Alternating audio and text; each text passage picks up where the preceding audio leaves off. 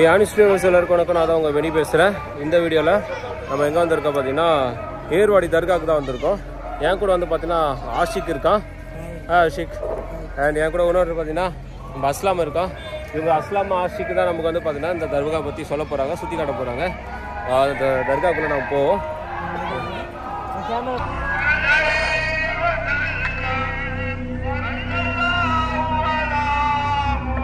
வேற சொல்கிறாங்க, அவரே ஃபோட்டோ எடுக்க பயந்தாரு.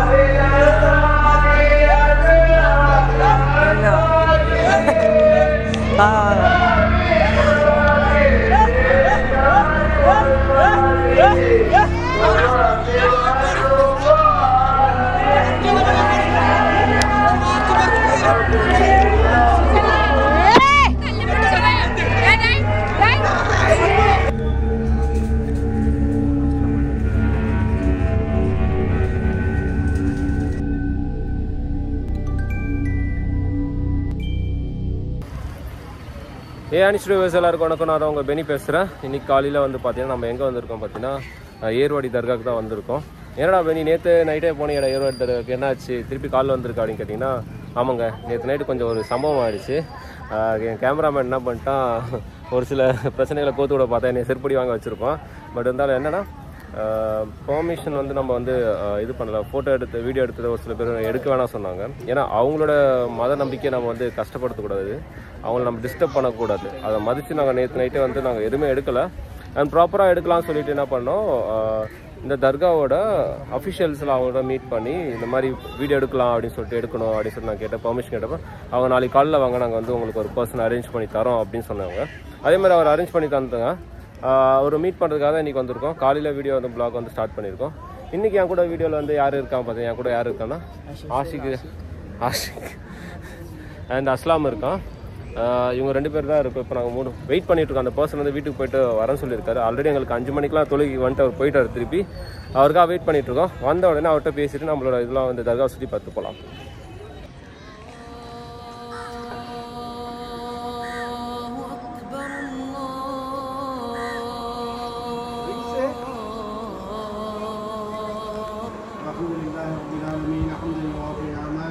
مزيدا ووفقنا يا كريم يا رحيم يا الله. آمين. اللهم صل وبارك على سيدنا محمد آمين. وآله وصحبه عدد ما في علم الله صلاة دائمة بدوام ملك الله. آمين. اللهم صل على سيدنا محمد وعلى آل سيدنا محمد كما صليت على سيدنا إبراهيم وعلى آل سيدنا إبراهيم إنك حميد مجيد. آمين. اللهم بارك على سيدنا محمد وعلى آل سيدنا محمد كما باركت على سيدنا إبراهيم وعلى آل سيدنا إبراهيم في العالمين إنك حميد مجيد. آمين. اللهم صل على سيدنا محمد من قلوب ذوائها وعافية الأبدان وشفائها ونور الأبصار وضيائها وعلى آله وصحبه وسلم. آمين. ربنا آتنا في الدنيا حسنة وفي الآخرة حسنة وقنا عذاب النار. آمين. وصلى الله تعالى وسلم على خير سيدنا محمد وآله وصحبه أجمعين والحمد لله رب العالمين.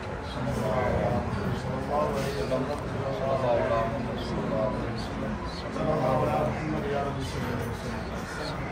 எல்லாருக்கும் நான் உங்க பெனி பேசுறேன். இன்னைக்கு வந்து பாத்தீங்கன்னா நம்ம நேற்று நைட் வந்து ஏர்வாடி தர்கா வந்து பார்க்க வந்திருந்தோம். ஆனா வந்து ப்ராப்பரா நம்ம பெர்மிஷன் எதுவும் இல்லாம நம்ம யாருக்கும் ஒரு கண்டென்ட் தெரியாம உள்ள வந்து நம்ம எதுவுமே பண்ண முடியல.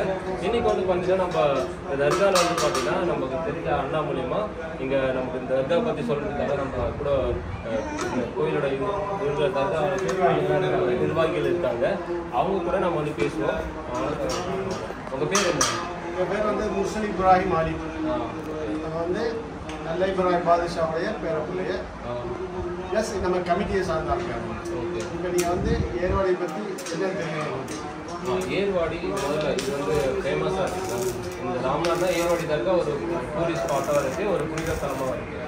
அந்த ஏர்வாடி தர்கா எப்படி உருவாச்சு? இது எப்படி சொன்னாங்க, 1850 வருஷத்துக்கு முன்னாடி, 1900 வருஷத்துக்கு முன்னாடி இருக்காங்க இப்ராஹிம் பாதுஷா. அவங்க வந்து மதீனாவுக்கு இளவரசராக இருந்தாங்க. மதீனாவுடைய ராஜா. அப்போ அந்த ராஜாவை இருக்க போகும்போது நாங்கள் இந்த நபியா போற்றப்படுற கொண்டாடுற முகமது நபி ஸல்லல்லாஹு அலைஹி வஸல்லம் அவர்களுடைய பேரப்பிள்ளை, 18வது பேரப்பிள்ளை இப்ராஹிம் பாதுஷா நபி ஸல்லல்லாஹு அலைஹி வஸல்லம் 18வது திருப்பேரன். அப்போ அவர் அங்கே ஆட்சியில் இருக்க போது, மதீனாவில் ஆட்சியில் இருக்க போகும்போது அந்த நபி போய் அவர் கனவில் நீ வந்து இந்த ஏர்வாடிக்கு போகணும், இந்த மாதிரி ஏர்வாடி இல்லை இந்தியாவை நோக்கி நீ போகணும். ஏன் அப்படி சொன்னால் இஸ்லாத்தை பற்றி எல்லா மக்களுக்கும் தெரியப்படுத்தலாம், பரப்பணும் இல்லை, புரிதல் கொடுக்கணும். இஸ்லாம் மார்க்கத்தை பற்றி, இஸ்லாம் மார்க்கம் என்ன அப்படிங்கிறத புரிதல் கொடுக்கணும், மக்களுக்கு புரிதல் கொடுக்கணும் அப்படின்னு போகும். இதில் போகும்போது பல இன்னல்கள் பல கஷ்டங்கள் சந்திக்கக்கூடிய சூழ்நிலை வரும். அது அனைத்தையும் நீ அல்லாஹ்விற்காக சகித்து கொள்ள வேண்டும் கனவுல பார்த்து அப்போ நினைச்சாங்க இந்தியா வர்றதுக்கு ஆயத்தமாறாங்க. அப்புறம் இப்படி தனியாக வர முடியாதுல்ல, அப்படிங்க போகும்போது ஒரு குறிப்பிட்ட 1000 பேரை கிளம்பிட்டு வர்றாங்க. இந்த ஏர்வாடி அப்படின்னு சொன்னால் 6666 ஏக்கர் இடம் இருக்கு. இதில் இதே மாதிரி நிறைய சமாதி இருக்கு. சமாதி எல்லாமே கூட வந்தவங்க, மதீனாவிலிருந்து வந்தவங்க தான். ஏறக்குறைய வந்து ஒரு அதோட ஒரு சில 1000 பேர் வந்து அவங்க கனவின் முறைப்படி வர்றாங்க, இந்த ஏர்வாடி வர்றாங்க. வந்து மார்க்கத்தை பற்றி எல்லா இடத்துலையும் கேரளா, தமிழ்நாடு, இப்படி இந்த தூத்துக்குடி இந்த மரவெல்லாம் வந்து ஃபஸ்ட்டு மார்க்கம் பண்ணால் மார்க்கத்தை பரப்புறது இல்லை, மார்க்கத்தை பண்ணாலும் புரியுது இஸ்லாம் தான் என்ன, இஸ்லாம் எப்படி மார்க்கம், இஸ்லாம் எதை எடுத்து காட்டுது, உலகத்துக்கு எதை எடுத்து சொல்லுது. அப்போ இந்த முஸ்லீம் மார்க்கம் அந்த நோக்கம் இல்லை. இஸ்லாம் தான் இதுதான், இஸ்லாம் மார்க்கம் இதை சார்ந்தான் இருக்கிறது, மத மாற்றம் கிடையாது. இஸ்லாத்தை பற்றி உண்டான ஒரு புரிதலை சொல்வதற்காக வந்ததுதான் இது. நிறைய பேருக்கு புரிதல் இல்லாத ஒரு விஷயம் தான் என்ன செய்யறாங்க அப்படின்னா இஸ்லாத்தை இது மார்க்கமா மதம் மாற்றம் பண்றாங்க இப்படிலாம் சொல்றாங்க. நோக்கம் அது இல்லை. அப்படி இருந்தா அந்த இப்ராஹிம் பாதுஷா வந்திருக்கிற சமயத்துல பல போர்கள் நடந்திருக்கு. நம்ம ராம்நாத் ராஜா இவங்களோட போர் நடந்திருக்கு, பல பிரச்சனை நடந்திருக்கு. ஆனா அந்த நோக்கம் இல்லை. அப்படி அந்த போர் செஞ்சு இஸ்லாமா மாத்தணும் அப்படின்னு சொல்லியிருந்தா இந்த ராஜா ராம்நாத் ராஜா அவருக்கு மத்தியில ஒரு ஃப்ரெண்ட்ஷிப் இருந்திருக்காரு, ஒரு இலக்கை எழுதியிருக்காரு. காலத்தில் தனியாக இருந்திருப்பாங்க. அப்ப அவர் நோக்கம் அது இல்லை. கடைசியில இந்த 6666 ஏக்கர் இடம் இவங்க பேர்ல நல்ல இப்ராஹிம் பாதுஷா பேர்ல கொடுத்தது யாரு? அந்த ராம்நாத் ராஜா. அவரும் ஹிந்து ராஜா. அப்போ ஒரு முஸ்லீம் இவரை ஒரு கெட்ட மனிதராக இருந்தால் சித்தரிச்சா இவரை போகிற அவசியம். அப்ப இது மத நல்லிணக்கம் சார்ந்த இடம். இங்க முஸ்லீம், ஹிந்து, கிறிஸ்டின் யாரும் வேறு இல்லை. உண்மையாக தான் வாழ்ந்துட்டு இருக்கோம், ஒன்றா தான் இது வரைக்கும் வாழ்ந்துட்டு இருக்கோம். எங்களை பற்றி எந்த ஒரு பிரச்சனை, இந்த ஈடுபாடு இல்லை, ஒரு பாகுபாடு இல்லை. நான் முஸ்லீம்களை ஏற்றதாலும் கிடையாது. இப்போ இங்கே இந்த காமெண்ட்ல பார்த்தோம் அப்படின்னு சொன்னா ஹிந்துக்கள் அதிகமாக இருக்காங்க. கண்டிப்பான ஒன்று, நிறைய ஹிந்துக்கள் இருக்காங்க. அவங்கள்ட்ட விசாரிச்சு பாருங்க, நீங்க பாதுகாப்புறீங்க, நீங்க ஊரை விட நாங்கள் எங்கள் இல்லத்தினைக்கு நாங்கள் பாதுகாக்கப்படுறோம் அப்படின்னு சொல்லுவாங்க.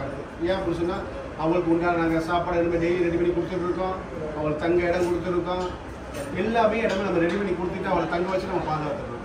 இங்கே அப்படிப்பட்ட இடம். அந்த மாதிரி அவங்க வந்து நபி ஸல்லல்லாஹு அலைஹி வஸல்லம் சொல்லி இங்கே வந்தாங்க.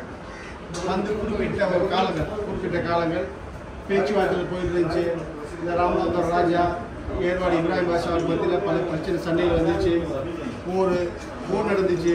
போரில் அங்கிட்டு பாதிப்பாச்சு, ஹிந்து சமூகம் பாதிப்பாச்சு, முஸ்லீம்களுக்கு பாதிப்பாச்சு. கடைசியில் என்ன செஞ்சு ஒப்பந்தம் மூலமாக என்ன செய்கிறாங்க ஒன்றாகி இணக்கமான முறையில் என்ன செய்கிறாங்க பேசி பேச்சுவார்த்தை முடிவு நல்லா இருக்கு. இப்படிப்பட்ட காலத்தில் இந்த நல்ல இப்ராஹிம் பாதுஷா இவர் எப்படி ஏர்வாடிக்கு வந்தார்? ஏன்னா இதுதான் ஹைலைட்டு. அவர் மதினத்துக்கு வந்தார், ரசூல் நபி சொல்லி வந்தார், பிரச்சனை இல்லை, அவர் நம்ம ஏற்றுக்கிற கிங் அவர் தான். இவர் எப்படி வந்தார் அப்படின்னு சொன்னால் இந்த இப்ராஹிம் பாதுஷா புரியுதா, இவருடைய பேரக்குடியில் 18வது பிறப்பில் இவர். அப்போ இவர் எப்படி சொன்னார்னா குறிப்பிட்ட காலங்கள் இந்த சண்டே சச்சனெல்லாம் வர்ற காலங்களில் வந்து அப்போ இவர் என்ன சொல்கிறார் அப்படின்னு சொல்லி இவருடைய வாழ்க்கை காலங்கள் இருக்க போகும்போது சரி நம்ம கவர்மெண்ட் நம்ம இணக்க பேசியாச்சு ராஜாட்ட, இன்னும் யாருக்கு இருக்க வேணாம், மதினத்துக்கு அரபு நாடுக்கு போகிறாலும் போங்க, இல்லை இங்கேயும் உங்களுக்கு வசதி வாய்ப்புன்றதை இங்கே தங்கி போகும் வாங்க அப்படின்னு சொல்லி போச்சுருக்கேன். இந்த போய் 400-500 வருஷ காலத்துக்கு பின்னாடி இவர் உருவாகிறாங்க. நல்லா புரிஞ்சுக்கணும், இதான் மெயின். இவர் காலத்துக்கு பின்னாடி ஒரு 350-400 வருஷத்துக்கு பின்னாடி இவர் வம்சாவளியில் பிறக்கிறார். அப்போ இவர் யாருன்னு தெரியாது, இவருக்கு நம்ம பேரப்புல வர்றான்னு தெரியாது. அப்போ எத்தனையோ வகையான இவருக்கு பேரப்புல இவரை மூலமாக பேர் நிறையா இருக்க போகும்போது இவரை போய் எப்படி தேர்ந்தெடுத்தார்? இது எங்கள் மார்க்கெட்டில் சொல்ல போனால் அது இறைவனுடைய ஒரு கருணைன்னு. ஒரு குடும்பத்தில் 10 பேர் இருக்கிற இடத்துல நீ தான் தகுதியான செல்ல போகும்போது அப்போ உங்களுடைய தகுதி யாருக்கு அறிய முடியும்? இறைவனுக்கு மட்டும்தான். அந்த மாதிரி இறைவனுடைய ஆசீர்வாதம் பெற்றோட இவர் எப்படி இங்கே வர்றாரு அப்படின்னா இந்த இப்ராஹிம் பாதுஷா இவர் கனவுல போகிறார். கனவுல போய் நீ இடத்துக்கு வரணும். அப்போ ஏர்வாடி இல்லை, இது வெறும் காடு. இது காடு, எந்த ஒன்றுமே இல்லை, எல்லாம் மரங்கள் காடு இதுதான் இருக்கு. இப்போ இவர் கடவுளே கேட்குறாரு, நீங்கள் யாரு, நான் ஏன் உங்கள் இடத்துக்கு வரணும்? அடுத்த நாள் கடவுள், நான் வந்து உன்னுடைய பாட்டனா, நீ இடத்துக்கு வரணும். இவருக்கு புரியலை. அப்போ 3வது கடவுள் காங்கும் போது நீங்கள் யாரு, என்னையே நீங்கள் கூப்பிடுறீங்க அப்படிங்கும் போது இங்கே வா, நான் தான் உன் பாட்டனார் இப்ராஹிம் பாதுஷா பேர், நீ இடத்துக்கு வரணும். அப்படி இருக்கும்போது உங்கள் இடம் எங்கே இருக்குது, நான் எப்படி வருவேன் அப்படிங்க போகும்போது இதுதான் ட்விஸ்ட்டு. அப்போ அவர் என்ன சொல்கிறாரு, நீ காலையில் சுபுவுக்கு அதிகாலை தொழுது முடித்து விட்டு நீ வீட்டு வாசலுக்கு வா. அப்போ அங்கே அந்த முல்லைப்பூ மல்லிகைப்பூ இருக்குல்ல, அது உன் வீட்டு வாசல்லேருந்து ஆரம்பிக்க, அது எங்கே முடியுது அதான் இடம். அதாவது ஒரு வழி மாதிரி இது காடு. ஏன்னா 500 இவருக்கு பின்னாடி 500 வருஷம் இவர் யாருக்கு தெரியாது, யாரும் பார்த்தது இல்லை, எந்த வம்சத்துல வந்தாலும் எதுவுமே தெரியல, இவர் தேர்ந்தெடுக்கிறாரு. அப்ப வழி சொல்லிடுங்க, என் வீட்டு வாசல்ல பூ, வீட்டு வாசல்ல பூ இருக்கும், அது எது முடியும் அந்த லாஸ்ட் பூ அதுதான் என் இடம், நான் எந்த சமாதி அதுதான். அப்ப அதை வந்து நீ என்ன செய்யணும், எல்லா மக்களுக்கும் நீ காமிச்சு கொடுக்கணும் அப்படின்னு சொல்றாரு. அதே மாதிரி அந்த பூவை பிடிச்சி வந்துடுறாரு, இந்த இடத்துக்கு வந்துடுறாரு. இது காடு மரங்கள். ஆனால் இங்கே எப்படி அவர் சாப்பிட்றாரு அப்படின்னு சொன்னால், இந்த வேலைக்கு வர்றாங்கல்ல மரம் வெட்ட வர்றவங்கள்ட்ட சாப்பாடு அவர் நண்பராக பழகி கொடுக்குறத சாப்பிட்டு இப்படி தான் இருக்கார். ஆனால் இவரும் சாதாரண இல்லை, இவரும் ஒரு ஜெமீனாக வாழ்ந்தவர். அந்த உள்ள அப்போ உள்ள சூழ்நிலை எல்லாத்தையும் விட்டுட்டு வர்றாரு. இவர் எப்படி மதினாலேருந்து வந்தார், அது மாதிரி இவர் ஊரை விட்டு எல்லாத்தையும் விட்டு வர்றாரு, வந்து காட்டில் வர்றாரு. அப்படி வரப்போகும்போது தான் இந்த ராமநாதபுரம் ராஜா இந்த கிழவன் செல்வின்னு சொல்கிறாங்கல்ல, அவர் வந்து சந்திக்கிறார். இங்கே வர்றாரு. எதுக்கு வர்றாருண்டா, இவரை பார்க்க வரல, குஷ்டம் உலகம் ஆயிடுச்சு அவர் அந்த ராஜாவுக்கு, உடம்பு ஃபுல்லாக குஷ்டம். அரசபைக்கு போகிறதுக்கு அவருக்கு மனசு சங்கடம். அப்போ என்ன செய்ய காட்டில் வந்துடுறாரு. வரப்போகும்போது தான் இவரை சந்திக்கிறார். அப்போ சந்திக்க போகும்போது அவர் 2 பேரும் பேசிக்கிறாங்க. என் சூழ்நிலை ஃபுல்லாக குஷ்டம் ஆயிடுச்சு, எனக்கு அரசபைக்கு போகிறதுக்கே வெட்கமா இருக்கியா, எனக்கு வாழ்க்கையை வெறுத்து போன ஒரு சுச்சுவேஷன் இங்கே வந்திருக்கேன் அப்படிங்க போகும்போது, இதுக்கு தான் உங்கள் பிரச்சனையா? ஃபஸ்ட்டு நடக்கக்கூடிய அதிசயம், ஃபஸ்ட்டு இந்த ஏர்வாடியில் நடக்கக்கூடிய அதிசயத்தில் ஃபஸ்ட் நம்பர் 1 இதுதான். அப்போ இவர் சொல்கிறார், எனக்கு குஷ்டரோகம் அப்படின்னு போகும்போது, இதுதான் உங்கள் பிரச்சனையா, நான் நல்லா இருக்குவேன் அப்படின்னு சொல்லி அந்த இப்ராஹிம் பாதுஷா சமாதி இருக்கா, அந்த மண் எடுத்து வாயில போடுறாரு. நீங்கள் படு, காலம் நல்லா காலையில் எந்திரிக்காத ஒன்றுமே இல்லை, நம்மள மாதிரி இருக்கு உடம்பு. ஆச்சரியம். பறந்து போறாரு, எங்க அரசபைக்கு போறாரு. அவன் மனைவி அரசபையில் இருக்கு, மனைவியை கூப்பிடுறாரு கையோட. எல்லாருக்கும் ஆச்சரியம், எல்லா மக்களுக்கு. எப்படி இப்படி இருந்தவர், உடல்நிலை சரியில்லா இருந்தவர் எப்படி இப்படி தெளிவானாரு? யார்கிட்ட அந்த ராசி சொல்லலை. மனைவி மட்டும் கூட்டி திருப்பி என்ன செய்ய இங்கே பார்க்க வர்றாரு. பார்க்க வந்து சொல்றாரு. அவர் திருப்பி ஒரு வேண்டுதல், ஐயா என் உடம்பு நல்லா தந்துட்டு ஐயா, அதே மாதிரி எனக்கடுத்து இந்த அரசபையை ஆட்சி செய்வதற்கு ஆண் வாரிசு இல்லை. எனக்கு வயசு இப்போ 50க்கு மேலே ஆயிடுச்சு. எனக்கு இப்போ ஒரு ஆண் வாரிசு வேறு முறையிடுறார். அதே மாதிரி அந்த மண் எடுத்து திரும்பி வாயில போறாரு. யாருக்கு? அந்த மனைவிக்கு போறாரு. அதே மாதிரி அந்த மாசம் ஆகுது, அந்த ஃபர்ஸ்ட் அந்த வருஷத்திலே 10ஆம் மாசம் ஆண் பிள்ளை பெற்கிறாரு. இங்க கூட்டி வந்துதான் ஃபர்ஸ்ட் இங்க மொட்டை போடுறாரு. நல்லா புரிஞ்சுக்கணும். அரசர் போட்டார். அப்ப இவருக்கு அரசருக்கு ஒரு ஆசை, நம்ம உடம்பு நல்லா இருக்காரு, நமக்கு ஆண் வாரிசு இவருடைய துவாபரத்துக்கு கிடைச்சிருக்கு, அப்ப இவருக்கு ஏதாச்சும் கொடுக்கணுமே அப்படின்னு ஒரு நோக்கம் வருது. ஏதாச்சும் ஒரு பரிசு கொடுக்கணும். அப்ப பரிசு கொடுக்கணும்னு சொன்னா ஒரு 1000 ரூபாய் கொடுக்கண்டா கொடுத்துட்டு போயிடலாம். இவர் நினைக்கிறது பெரிய பரிசு. அப்படி கொடுக்கும்போது அப்ப மக்களை சார்ந்து இருக்குங்க பரிசு கொடுக்குறது. அப்ப இந்த மக்கள் முன்னிலையில் வச்சு கொடுக்கணும். அப்ப மக்கள் அதை ஏற்றுக்கணும் பண்றாரு. ஊர் மக்கள் அம்புடைய கூப்பிடுறாரு. எல்லா மக்கள் வா, எல்லா மக்களும் எல்லாரும் இந்த ஏற்பாடு ஜனங்க 50 பேர் கூப்பிட்டு நிப்பாட்டுறாரு. பெரிய சட்டியில சாப்பாடு ஆகிட்டு இருக்கு.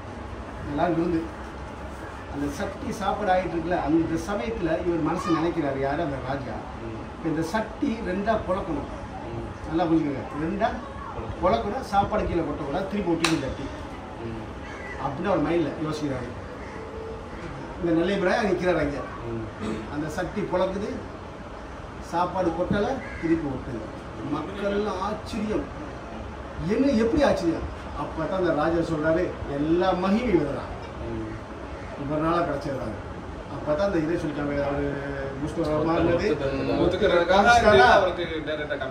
இப்ப என்ன அந்த விஷயம் அப்படின்னு சொன்னாங்க. அப்பதான் இவர் சொல்றாரு, இப்ப இவர் யாரு அப்படின்னு கேட்கறாங்க. இவருக்கு ஏன் நல்ல இப்ராஹிம் பேர் வந்துச்சு அப்படின்னா, இவர் பேர் முகமது இப்ராஹிம். இவருக்கே நல்ல இப்ராஹிம் பேர் வந்துச்சுன்னா அப்ப அந்த மக்கள் கொடுத்த பேரு நல்ல இப்ராஹிம் இவரு பெரிய அதிசயம் பண்றாரு, நல்லவர் நல்ல இப்ராஹிம் இவரு அப்படிங்கும் போது அப்ப அந்த ராஜா சொல்றாரு, இப்ப இவருக்கு நான் இடம் கொடுக்க போறேன். ஆனா இந்த இடம் கொடுக்க போறேன் அப்படின்னு சொல்ல போகும்போது இந்த 6666 ஏக்கர் எப்படி வந்துச்சு அப்படின்னு சொன்னா, இப்ப நம்ம முன்னோர்கள் சொல்றாங்க, சில ஆளு குதிரை ஓட விட்டாங்க அப்படின்னு சொல்றாங்க, இல்ல புதிய நிலத்தை கொடுத்தேன்னு சொல்றாங்க. ஆரம்பத்துல ஏதோ ஒரு அபிப்பிராயத்தில் இடம் கொடுத்துருக்காரு.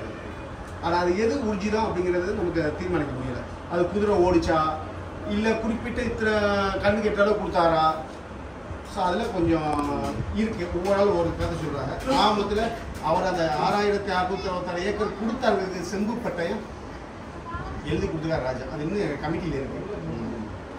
சரிங்களா?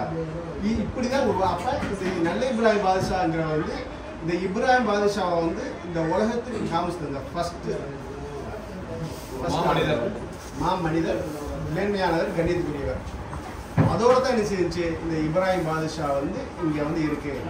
ஓகே, என்ன இப்ராஹிம் பாதுஷா அப்படின்னு சொன்னா, இங்க வந்து இந்த வஞ்சனை செய்வினை பேய் பிசாசு அகப்பட்டு இங்க தூயிற ஒரு பாய்தா கிடைக்கு, சீச்சை நடந்து அவங்க மோட்சம் அடைகிறாங்க, அவள் நன்மை கிடைக்குது. இது மாதிரி என்னுடைய விவரத்துக்கு ஒரு 10-20 வருஷம் கலந்துன்னா இல்லை, நான் ஒரு அனுபவம் இருக்கேன், பல லட்சம் பேர் நல்லா போய்